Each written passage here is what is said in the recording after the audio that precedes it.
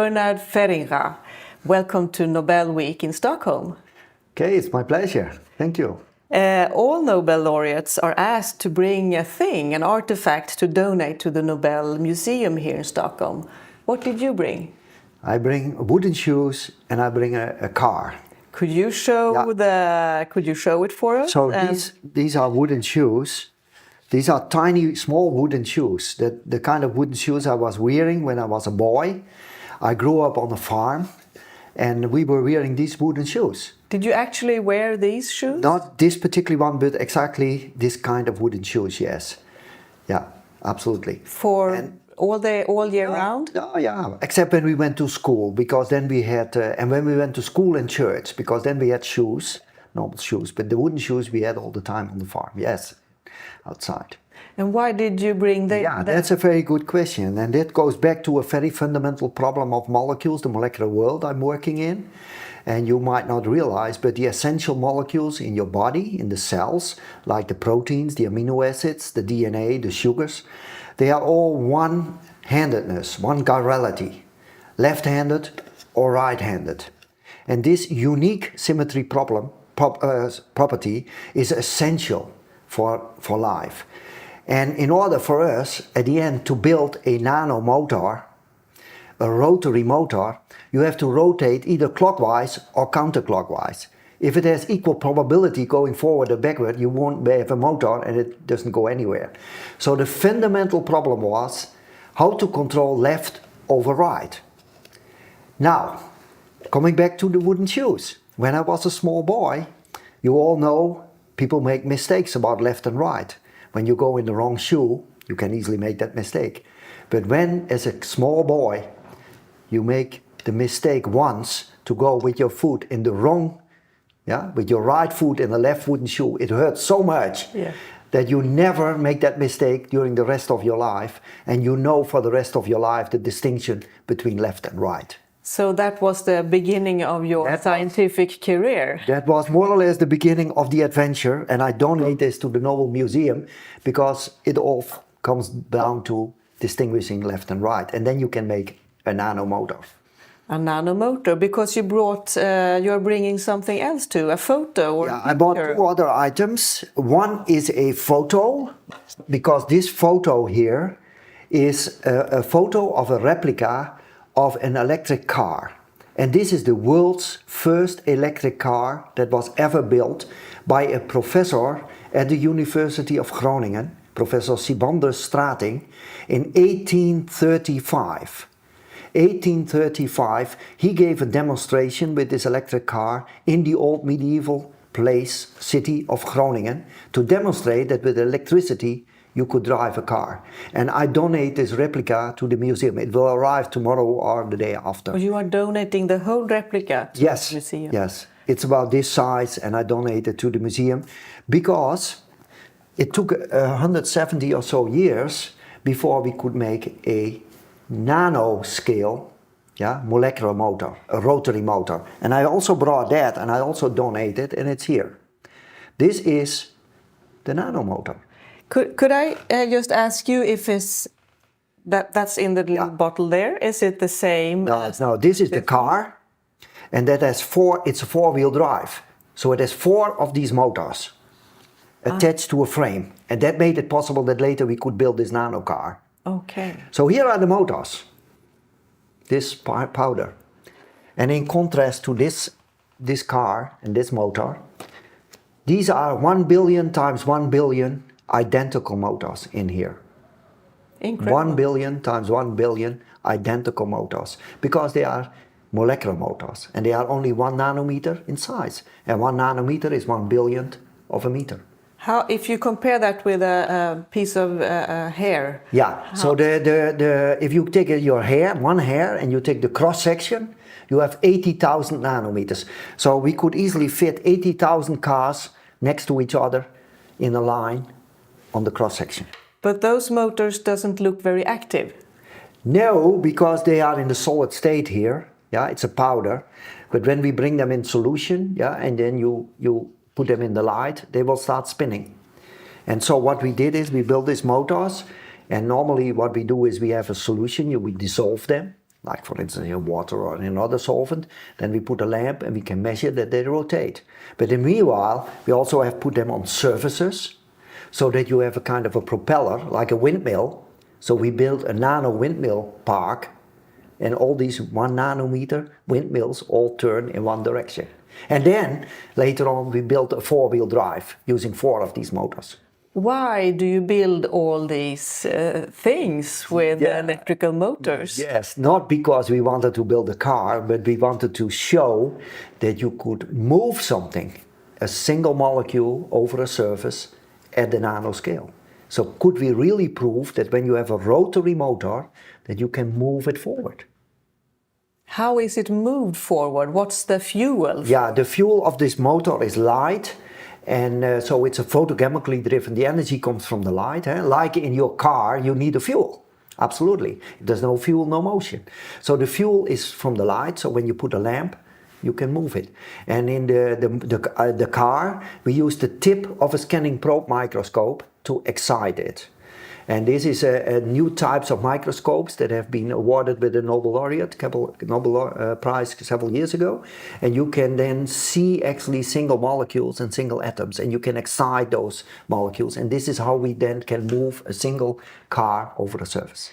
And how do you see the use of this invention, this finding? It's a very important question. Of course, we work on very fundamental problems here, like as I said to you before, moving something at the molecular scale.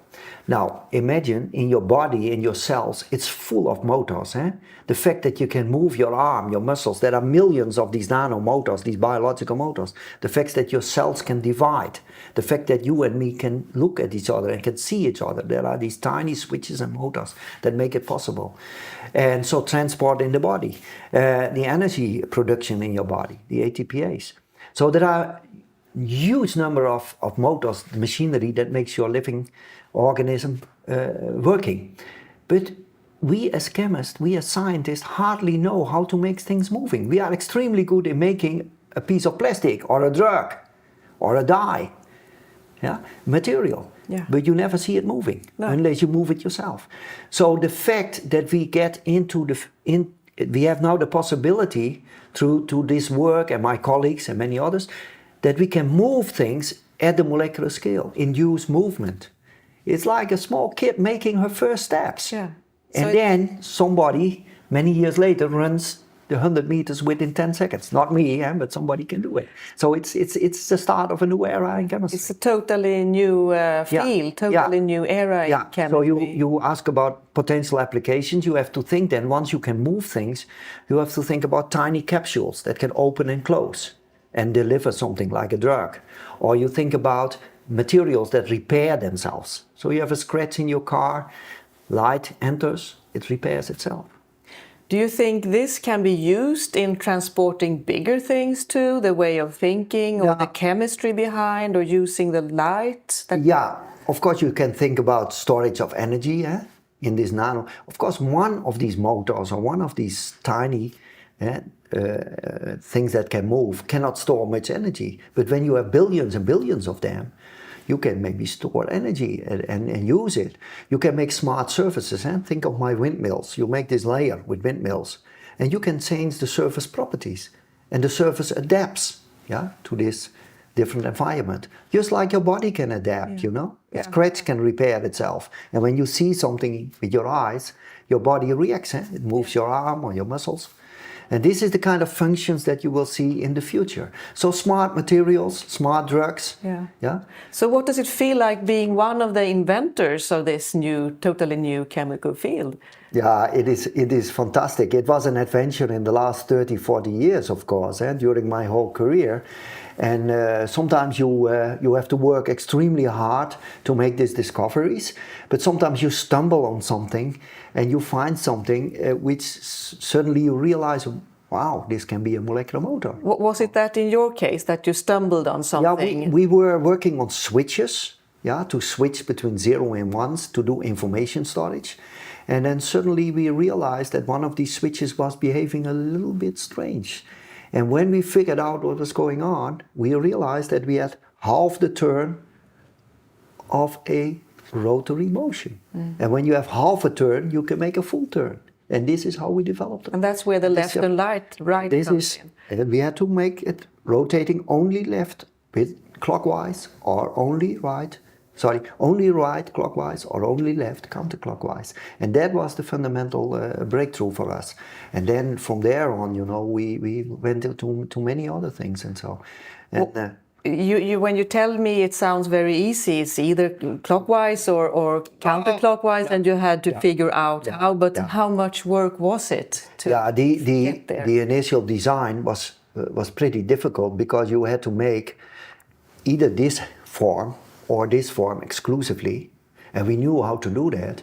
But then you have to move it, and to induce this motion, we didn't initially not know how to do that. But when we succeeded and we knew how to do that, then you can think, you can dream of windmills and of cars and all kinds of. How long time did it take for you to find the right solution to get the movement? The right solution from the switching to the rotary motion, that was about 10 years.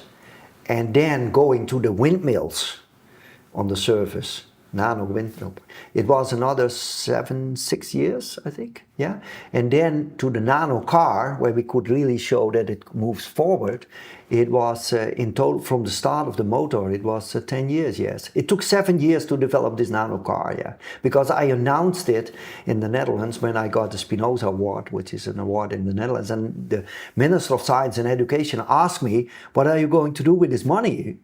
And then I discussed this with my students, and we had this idea to build a nano car, because then not because we wanted to build a car, but we could then prove that you could rotary motion convert it into translational motion and forward motion. That was the basic scientific invention. But it took us 7 years because building a car was not easy, and we failed a couple of times, and we had to make new models and the synthesis, all the construction of the molecules. But you succeeded several times, at least 3 times in this period. And I guess you've been celebrating a lot at the laboratory with your students. We have a lot of fun.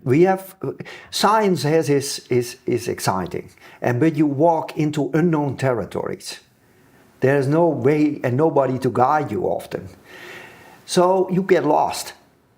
But sometimes you get to these moments where you really worked hard after several years with your students, and you have this eureka moment. And I had this fantastic eureka moment 5 years after we developed the motor, the first motor. The students asked me, come to the lab, because they had done just the experiments where they saw an object moving.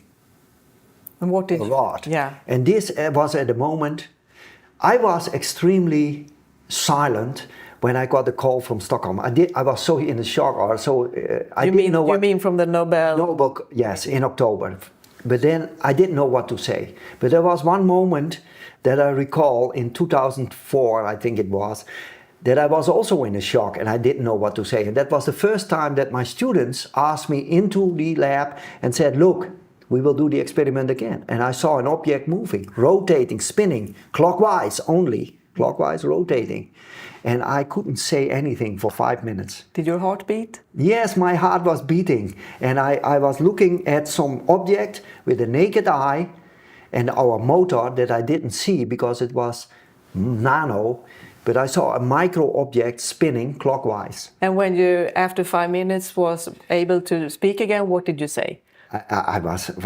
We were yelling and we were so excited, and we made it, we did it, we demonstrated that it was moving. And then when we had the nano car, and we saw a single molecule moving, actually. Could you show? Could you show on this one? This is the nano car. Yeah. So this is a copper surface, and this is the nano car. So this is the frame. These are the 4 wheels, and they have to rotate, so that it goes forward. And so. Of course, we can design these molecules, but then we have to figure out how to move it over a surface. And that took us a lot of measurements and a lot of time. But in the end, we could actually see it, and I will show it during my Nobel lecture, how it moves actually when we excite it. And that was also a very special moment in my life. Of course. So that we can see really movement. And this is actually the message of all this work, that you can induce autonomous movement. You put in energy and things move. And then there are many, many opportunities. Of course, it's very early days. It looks a bit like science fiction. But what's 30, 40 years from now, you will have many applications. Have you ever had problems in funding your research since you are opening kind of looking into a new field and you cannot say what it's going to be used for in the future? No, this is an extremely important point because funding for fundamental research is often under pressure. Because with all due respect, politicians and government likes to see often, and also industry, more solutions, short-term solutions. But realize that the fact that we have a smartphone these days, we cannot live without a smartphone anymore, or hardly believe that they were not there. 10 years ago, they were not there. Yeah. The materials to make them, to make the displays and so, were invented in the 50s. Yeah. And date back to the 19th century. So realize it might take 50 years. But if we ever want to have new smartphones, quote, or something like that, new drugs, new technology for the future, for our make industry, we have to do inventions, breakthroughs. They are completely different. We don't know exactly how to do it. And if you don't invest in fundamental science and we don't train our young students at the universities and at the schools to work at the frontiers where the new things will be invented, they are going to make our society in 30 years from now. But if we don't confront them now with the best technologies and the challenges, then it will be difficult to maintain our well-being in our society. Yeah. So we need to invest in fundamental science. Of course, there should be a good balance with application and whatever. But in my community, the chemical community, as far as I know, everybody who sees some possibility for application, if I develop a new catalyst for a chemical process, I talk with my colleagues from industry and they will adapt it and they will bring it to industry because it needs maybe 10 years of development work.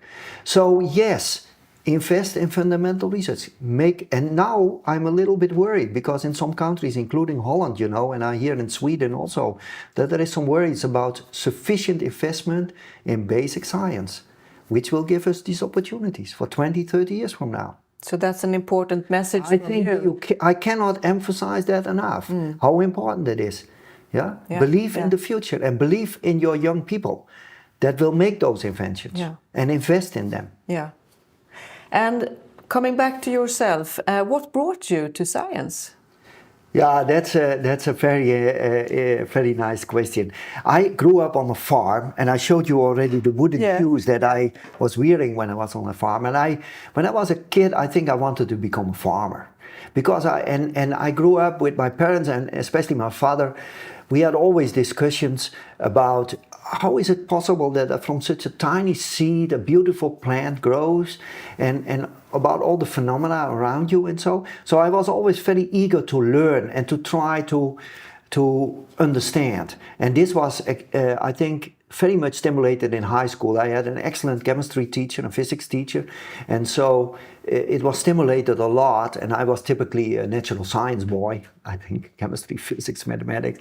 And then I went to the university and I studied chemistries because I thought all these formulae in mathematics, although I could do that, I liked to see something and to feel and to smell and to see these beautiful colors of chemical materials and crystals and so. But you don't see so much in chemistry. I mean, you need microscopes. But you can see something. You can see materials, and what got me really off is when I was a student in my third year or so, when I could make my own molecules.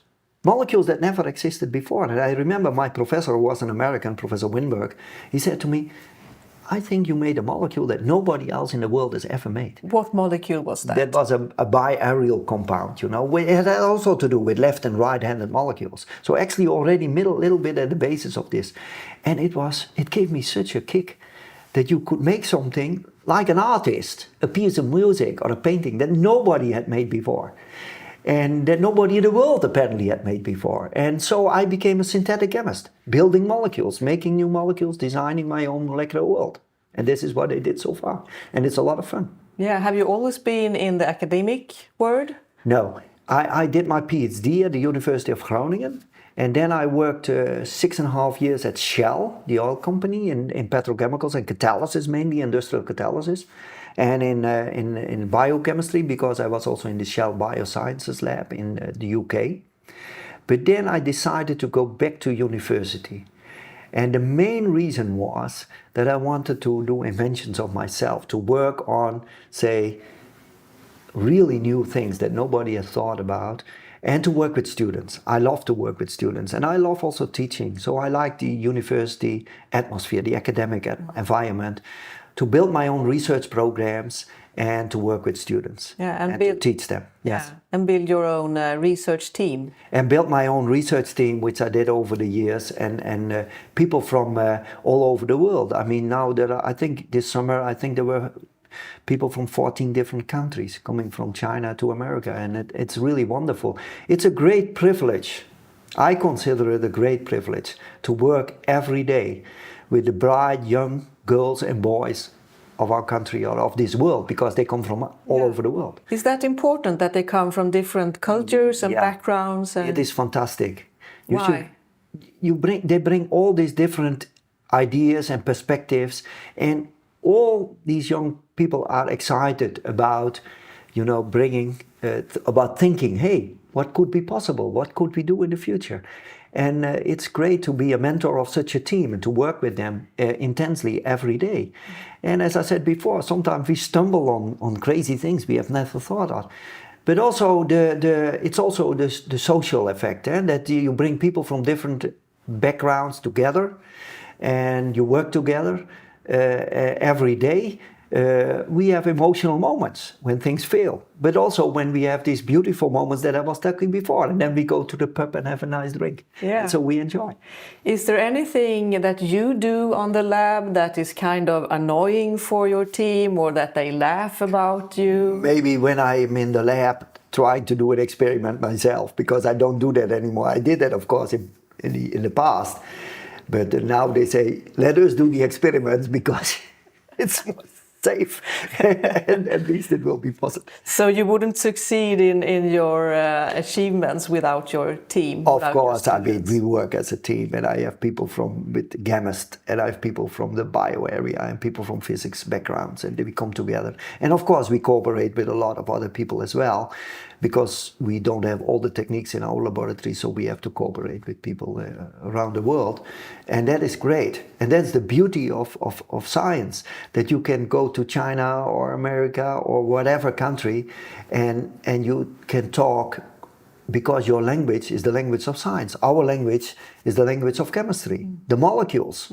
Yeah? And when I draw a molecule in China or I draw a molecule in Argentina, it's the same molecule, and the people in my field understand immediately without even knowing Spanish or Chinese. And that is beautiful. Yeah. And we of course, our common goal is, it's not about power or about boundaries of countries or whatever. It's about bringing forward the human knowledge. That's what we are trying to do, and stimulate the young people. And coming back to the Nobel Prize that you have been rewarded this year, what is needed to get so far as achieving being awarded the Nobel Prize? That's difficult to say, how you get this far.